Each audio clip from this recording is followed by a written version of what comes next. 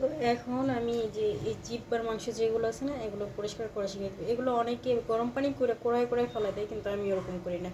আমি কি করি, এই যে এই সাইডগুলো আছে না, মোটা সাইডগুলো, হ্যাঁ, এখান থেকে ধরি, ধরে কাটি।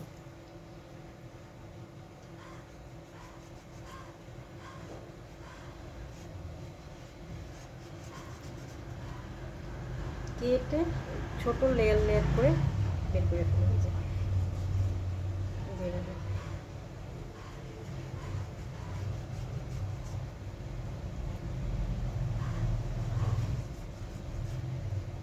তো গরম পানি টানি করে অত কড়াকড়ির দরকার নেই, আমি একদম এভাবে ধরে ধরে লেয়ারগুলো পরিষ্কার করে ফেলি।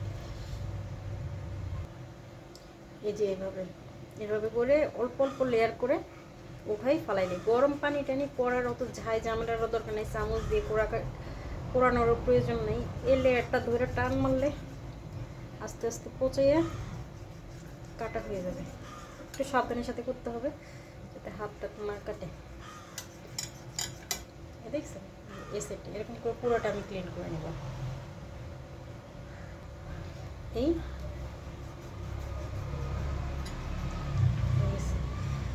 সেম এটা, এই যে কত সুন্দর পুরোটাই ক্লিন হয়ে গেছে। কোথাও কোনো ওরকম কোনো কিছু নেই, এত পোড়াকুড়িরও দরকার নাই, আগুনে পোড়ানোরও দরকার নেই। জাস্ট তাও দিয়ে এভাবে চামড়াটা লেয়ারটা তুলে ফেললেই হয়ে গেল।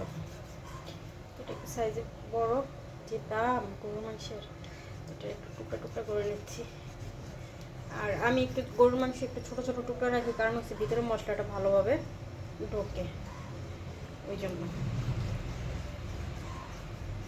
ওরা অনেকে বড় বড় পিস খাইতে পছন্দ করে, যার যেরকম আর কি। তো এরকম পিস করে সবগুলো কেটে নেব। যে কয় পিস বাসা কোটা লাগতো কুটে নিয়েছি, আর ওগুলো আজকে আর ছোটো করি নেই। দেখেন মাংসগুলোর সাইজ, এগুলো ছোটো করে নিই। যে সাইজ আছে এই সাইজে, যেহেতু গরুর মাংস কম, 1 কেজি ওজন, এই যে 1 কেজি ওজন, তো হাফ কেজি রেখে দিব আর হাফ কেজি রান্না করবো।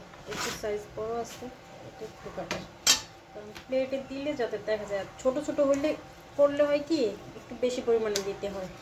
তো যে সাইজ আছে এই সাইজে ঠিক আছে। 1 পিস মাংস বা 2 পিস মাংস, সাথে 2টা আলু, এগুলো একজনের প্লেটে হয়ে যাবে। আজকের ভিডিও এতটুকুই থাক। রান্নাবান্না করে পরবর্তীতে আবার ফেসবুকে আপ দিব অনেক।